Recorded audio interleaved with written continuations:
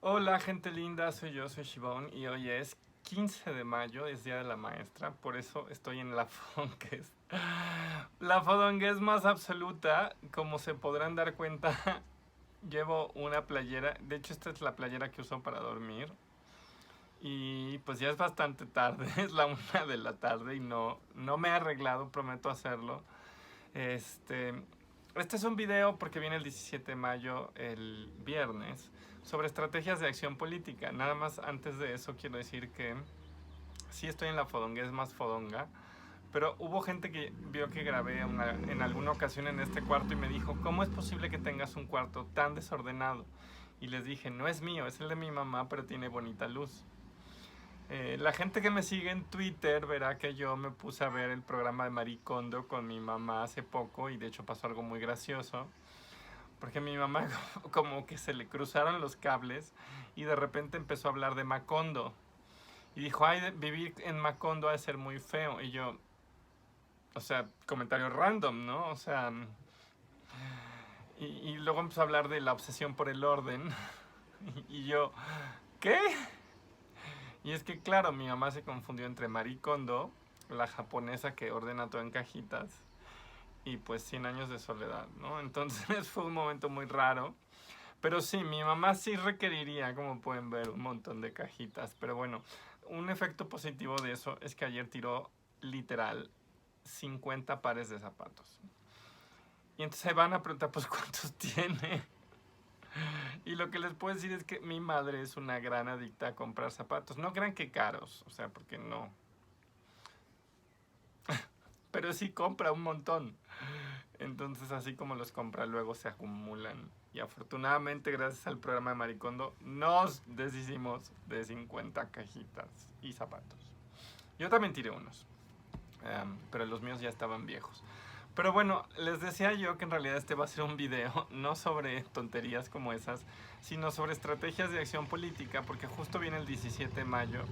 Y a mí algo que me han dicho, pues no toda la vida, pero sí, pues ya por un rato es, güey, ¿qué onda contigo? Tú pareces jugar como el juego de sí, vamos a hacer todas las estrategias al mismo tiempo. Y hay gente que me dice, güey, a veces tienes posiciones donde eres muy escéptica de los partidos políticos, eres muy escéptica del Estado y a veces eres muy liberal. O sea, como que le hago un guiño así al anarquismo, así de y luego al liberalismo, con todo lo que hay en medio, ¿no? Y entonces hay gente que me dice, ¿qué onda contigo? Eso me recuerda que una vez un chico me invitó a salir y me dijo, ¿de qué tribu urbana eres? Y yo, what, pues no, ninguna, ¿no? ¿Qué tipo de ropa usas? Todo esto hace literal décadas antes de la transición, pero por mucho. Y le dije, no, pues yo tengo todo tipo de ropa y así como un día me puedo vestir con pura ropa negra, otro día me puedo vestir con pura ropa blanca y otro día puedo salir con shorts y otro día puedo salir con túnicas. Porque siempre fui muy dada a tener un estilo de vestir muy sui generis, por decirlo de alguna manera generosa. Y me cortó, me dijo, tú claramente no tienes identidad y no sabes quién eres. Y yo, ¿qué? Es como, güey, sé quién soy. Por eso sé que la ropa no me define. Tan lo sé que hoy sigue sin definirme. O sea, de repente me he visto con unas formas. Lo que sí es que luego veo y digo, chingale, se ve que me vestí con las prisas y me veía terrible. Pero bueno, estoy divagando otra vez. Y todo esto lo digo porque de repente yo me puedo acercar a colaborar con gente, por ejemplo, que tiene organizaciones de la sociedad civil, eh, que hacen un trabajo con familias, con población en general, que podría ser calificado de asimilacionista. Y así como hago eso, puedo estar de repente con ACES, que también hacen eso, que tienen proyectos de feminismo liberal. Pero la gente que me lee sabe que aunque yo sí le hago el guiño a algunas autoras del feminismo liberal, también le hago el guiño a algunas de coloniales, algunas postcoloniales, algunas marxistas, algunas queer postestructuralistas. O sea, soy de una promiscuidad ideológica bestial. Y también la verdad es que tengo cercanía con gente que tiene proyectos mucho más cercanos a un anarquismo LGBT, feminista, queer. Y entonces hay gente que me dice, ¿qué onda contigo? Y con las estrategias de acción política, ¿no? Y lo discuto porque estamos en un momento raro donde no solo en México, sino sobre todo yo creo que en Europa y en Estados Unidos hay una crítica, digamos, a cierto tipo de activismos, tanto en el feminismo como en los activismos LGBT, donde hay ACES, bueno, organizaciones de la sociedad civil que pueden ser, no sé, un ACE o algo así, que se vuelven gigantes o que se vuelven muy influyentes o que tienen mucho presupuesto. En México nadie tiene mucho presupuesto, pero bueno, o sea, nadie es Human Rights Campaign, que es una corporación, ¿no? Pero digamos que de repente sí pasa que tienes acceso, que tienes organizaciones de la sociedad civil, cuya manera de manejarse de pronto se asemeja más a la iniciativa privada o a un corporativo que a los activismos de banqueta, ¿no? Y ahí es cuando la gente me dice que si me siento cómoda trabajando en esos espacios. Y yo les respondo, bueno, que no es que no tenga críticas, que sí creo que, por ejemplo, ese tipo de activismos tienen que tener cuidado de no adquirir prácticas de corporación, de no adquirir prácticas, digamos, donde parece que estás contratando como si fueras una super empresa, ¿no? Que no se nos olvide que estamos haciendo activismo. Y eso, por ejemplo, en Estados Unidos se ha dado lugar a críticas muy fuertes, diciendo que de hecho se han acercado tanto al lenguaje corporativo y al lenguaje, digamos, de este tipo de esferas, que su propia lógica interna y su propio discurso terminan por posicionar solamente a las minorías, adentro de las minorías, a las privilegiadas, o sea, a lo LGBT blanco, a las mujeres blancas urbanas, y que terminan de hecho funcionando bajo lógicas que no critican lo suficiente al colonialismo, al racismo, al patriarcado. Y esto es una crítica que se ha hecho mucho a este tipo de feminismos, de este tipo de activismos LGBT. Y un amigo hace poco fuimos a cenar y me dice, oye, dice, la verdad es que me confundes. Y no es la primera vez que alguien me dice que le confundo, aunque sea un leísmo, pero bueno, le confundo. Porque me dice, de repente te acercas a estos espacios, ¿qué onda contigo? Y le digo que un tema que me genera justo mucha aprensión y mucha ansiedad es el tema de las estrategias de acción política, de cómo actuar políticamente. Y es un tema que he pensado por un montón de tiempo y en el que realmente no tengo mucha claridad. Incluso he buscado si se han escrito como reflexiones sobre eso, sobre qué funciona mejor, sobre qué hacer. Y no voy a decir que no hay, sí hay. Pero yo, por ejemplo, cuando veo ahorita el ecosistema político mexicano, por llamarlo de alguna manera, sí me doy cuenta que los activismos LGBT y feministas operan en varios nichos, ¿no? Y de alguna forma, como que he dicho, bueno, pues está el nicho académico, he dicho que hay un nicho académico, que está también un nicho de las organizaciones de sociedad civil y que está también un nicho de feminismos callejeros. Y no es que sea un cliché, o sea, casi siempre los feminismos académicos tienen una vertiente liberal, pero también tienen vertientes, por ejemplo, decoloniales, postcoloniales, queer, tralalala, en el discurso, aunque por estar en la academia muchas veces los modos de operar son más cercanos al feminismo liberal, porque pues, la institución misma te impone lógicas, por ejemplo, un protocolo de equidad, un protocolo de contratación, un protocolo, cosas que tienen más que ver con cómo protocolizas los activismos, cómo los codificas en la vida de una institución. Los feminismos de las organizaciones civiles, muchos de ellos, como tienen un vínculo con el Estado, antes en términos de financiamiento, pero sin duda en interlocución, también muchas veces hablan en términos de un lenguaje de derechos humanos, de institución, de justiciabilidad. Y yo creo que los feminismos y activismos LGBT que más se alejan de eso son justamente los de banqueta. Los que no pretenden constituirse legalmente, los que no pretenden recibir un financiamiento, los que operan, por ejemplo, a través de fanzines, a través de performance, a través de un show, de una protesta, de un desnudo. Y esos feminismos son muy poderosos. Quizás son los feminismos bueno, no sé si teóricamente sea la palabra en términos de teóricamente más sofisticados, porque sin duda que en la academia hay teoría. Pero sí son los feminismos que quizás tienen cierto grado de vanguardia con respecto a cómo articular los discursos en primera persona. Son los feminismos y los activismos LGBT que hablan desde el yo vivo, desde el yo me pasa, desde el yo sufro, yo resisto, yo lucho, yo pienso. Son los que quizás elaboran en un lenguaje no académico, no teórico, las vivencias que llevan a los feminismos y activismos LGBT a explorar nuevas fronteras, políticas de pensamiento, etc. Y yo creo que estos tres nichos tienen un lugar y son importantes porque generan efectos distintos sobre el grueso de la sociedad civil, sobre el Estado. Y por eso un poco luego yo soy tan promiscua ideológicamente, ¿no? O sea, me dicen, de repente eres una liberal asquerosa, pero de repente vas y dices, hay que abolir tal cosa, ¿no? Pues, ¿qué te pasa, no? O sea, ¿a qué le juegas? Y una de las cosas que me gusta en realidad es leer en general sobre corrientes de activismo, de filosofía, de feminismo. Y sí, yo creo que soy muy ecléctica, porque sí hay cosas que me gustan, por ejemplo, de los marxismos, de los socialismos, pero también de las corrientes liberales.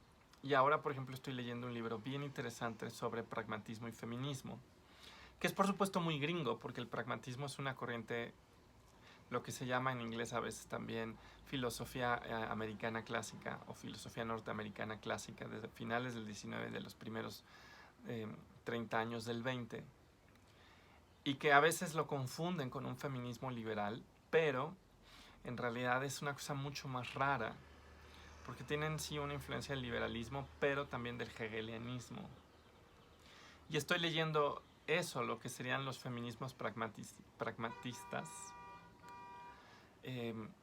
Y en general me gusta ver las potencialidades teóricas y críticas de distintas corrientes. Pero cuando es la cuestión de la articulación en términos de estrategias, ahí siempre es donde como que le pienso mucho. Porque me doy cuenta que hay estrategias que se hacen, por ejemplo, desde los activismos de sociedad civil, que luego sí son muy liberales, que reivindican mucho esta visión desde los derechos humanos, desde la dignidad individual, y que, por ejemplo, no tratan de desnaturalizar a la familia, sino tratan de tener una interlocución con ella. Me doy cuenta que tienen un rol, y es que le hablan a la inmensa mayoría de la sociedad, que se va a espantar si llegas y le dices, tenemos que abolir la familia, ¿no? ¡Oh! Pero ¿cómo vamos a abolir la familia? No, espérate, ¿no? Hay mucha gente que va a brincar con eso, ¿no? Y creo que estos activismos, por ejemplo, pueden conectar con el sentido común de mucha gente. No porque el sentido común de mucha gente esté bien, sino porque es quizás una de las primeras maneras de interpelar a la gente, ¿no? De decirle, oye, no corras a tu hijo de tu casa, ¿no? No corras a tu hija a tu casa, no la lleves a una terapia reparativa. Al contrario, quiérele, ámale. Y de repente hay gente que dice, es que este discurso del cariño, del amor, de la familia, del apoyo, es asimilacionista. Y esa es una crítica que lleva circulando ya muchos años, de que son los activismos de asimilación, de que lo que terminan haciendo es que reconstituyen a un sujeto LGBT o a un feminismo, digamos, que se asimila dentro de los grandes órdenes, y que de hecho no es capaz este discurso de asimilar a los sujetos de las marginalidades más radicales, ¿no? O sea, como dicen en inglés, it enfranchises, pero no a todos los disenfranchised, ¿no? Así, yo en polla. Y sí, yo creo que tiene limitaciones. Sí, yo creo que muchas veces reconstituye los códigos culturales de las clases dominantes. Pero también creo que tiene un nicho. Y el nicho precisamente es que te puede ayudar a ganarte a la gran masa que está lejos de estos temas. Y yo creo que estratégicamente eso es fundamental. Sobre todo cuando tenemos guerras culturales como las que tenemos ahora, por ejemplo, sobre la infancia, sobre los derechos LGBT, sobre cómo resignificar el cuerpo, el género, el deseo. Estamos en guerra, en una guerra cultural con la nueva derecha antiderechos, y con otros grupos que promueven un regreso a visiones mucho más reduccionistas, biologicistas, mucho más arquetípicas. Y creo que el nicho que juegan a veces muchos de estos discursos y organizaciones que pueden ser asimilacionistas, es que nos pueden ayudar a inclinar la balanza del grueso de la población. De alguna manera de ayudarnos a que ese grueso diga, tienen lugar dentro de la sociedad, dentro de la familia, del Estado, de los derechos, de la educación, y hay que apoyarlos, ¿no? Y mover las intuiciones del sentido común. Yo por eso colaboro mucho con esos activismos, porque me parece que son estratégicamente irrenunciables. No porque crea que son impecables teórica o políticamente, sino porque creo que son estratégicamente irrenunciables. O sea, sí creo que pueden operar un cambio importante, pero sí creo que será insuficiente, pero creo que será un cambio importante. Y creo que de alguna manera se trata de, en una batalla cultural, de avalarle todavía a la mayoría indecisa, la mayoría que no se ha decantado todavía por una postura. Porque a veces no se trata de entrar en un diálogo con quien es tu enemigo cultural, porque ya está la polarización a tal nivel que no va a pasar. Lo que se trata es de reclutar a terceras personas y de tratar de inclinar la balanza así. Habiendo dicho eso, bueno, pues sí colaboro mucho por esa razón, porque es una razón estratégica, pero sí reconozco que tiene limitaciones. Lo mismo diría yo con la academia, o sea, creo que los activismos académicos a veces son leídos como extractivistas, en el sentido que la gente hace una carrera tomando la vida de alguien más y nombrándose vocero, ¿no? Leí hace poco un texto de los decoloniales que califica esto como de neoarielismo, con referencia a una producción cultural brasileña de hace un siglo. Y decían que muchas veces nos pasa eso en los feminismos de academia, ¿no? Que nos nombramos voceros o voceras de algo donde quizás no nos toca, donde tenemos quizás esta visión de que queremos ser una especie de justiciera o justiciero social desde la comodidad de la Torre de Marfil. También creo que es una crítica, pero si bien la asumo y la asumo como una autocrítica, porque claro, que yo sea trans no me impide caer parte de esa lógica, ¿no? Y es algo que me preocupa claro, yo hablo desde aquí, pero también soy una académica, no dejo de serlo, no dejo de tener ese efecto, ¿no? Y yo creo que hay gente por ahí que no me lo dice, pero que lo piensa, ¿no? Y yo lo que les diré es que tienen razón, y que es una de las cosas que medito. ¿Qué hago con eso, no? Pero bueno, sí creo de todas maneras que la academia es un aliado estratégico. Sobre todo porque es una cámara de resonancia y porque además puede tener una ventaja, y es que, nos guste o no, vivimos en una sociedad atravesada por una tensión muy fuerte entre democracia y experticia. Y es una tensión que atraviesa las sociedades del conocimiento. La tensión entre democracia y experticia las atraviesa cañón, porque requerimos gente que sepa. Y eso impide una democratización plena de todo, porque a veces tienes que encontrar quienes son expertos en un tema. Y ahí es donde la academia tiene un valor estratégico, porque en sociedades donde la democracia está al menos parcialmente constreñida por las experticias, allí donde los procesos son muy sensibles a quien sí sabe, allí es donde la academia se vuelve un espacio también estratégico y irrenunciable. Claro, las academias de ciencias sociales no tenemos, y de humanidades, no tenemos ese papel. Lo vivíamos Lucía Sicha Alba, Pons, Dani y una servidora, cuando tratamos de hacer un documento de apoyo a las infancias trans desde saberes humanísticos, ¿no? O sea, como no somos médicos, médicas, pues no nos creen tanto, ¿no? Pero aún así tenemos ese papel. Entonces también me parece un nicho irrenunciable. Y finalmente, ya he hablado muchísimo, están todos estos feminismos de a pie que yo digo que tienen un valor brutal, porque creo que tienen una vanguardia política. A veces también hay mucha ingenuidad, a veces también hay mucho sospechosismo, ni modo, Santiago Krill acuñó un término, usémoslo. A veces creo que también caen en la micropolítica, no ven un big picture, pero sí creo que tiene un valor irrenunciable en recordarnos cuáles son los horizontes de lucha, en recordarnos que no bastan con medidas correctivas que incorporen a unos cuantos, ¿no? Y un poco quería transmitir esta reflexión, no está terminada, no está acabada, pero bueno, viene el 17 de mayo, sigamos jugando en las trincheras que ocupamos, haciendo críticas de todas ellas y reconozcamos que quizá estamos en un momento donde hoy tenemos que tener un pensamiento muy estratégico acerca de cómo se está colocando la nueva derecha antiderechos o también el neoliberalismo populista que de repente nos hace un guiño y de repente nos da una bofetada. Entonces también ocupar estos espacios distintos puede ser una manera de que alguien haga una crítica radical mientras alguien más cultiva una alianza. Y van a decir que soy una cínica, pero espero que no. Pero espero que sí reconozcamos que quizás tenemos que copar el mayor número de espacios y usar el mayor número de estrategias y no tener precisamente un frente tan unificado, pero tampoco perder un horizonte global.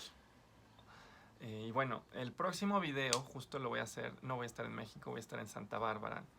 Me invitaron a una cosa muy loca, ya hablé demasiado, pero nada más les digo, lo voy a hacer como preludio, en 2 semanas les cuento cómo fue. Es un evento que se llama Futuros Feministas y que tiene el subtítulo de Buenas Noticias desde el sur global. Y bueno, yo no sé si yo soy portadora de buenas noticias, pero ya les contaré cómo va el evento en 2 semanas y en 1 semana les contaré qué viene, ¿no? Que he preparado. Y ya hablé mucho. Bye bye, nos vemos.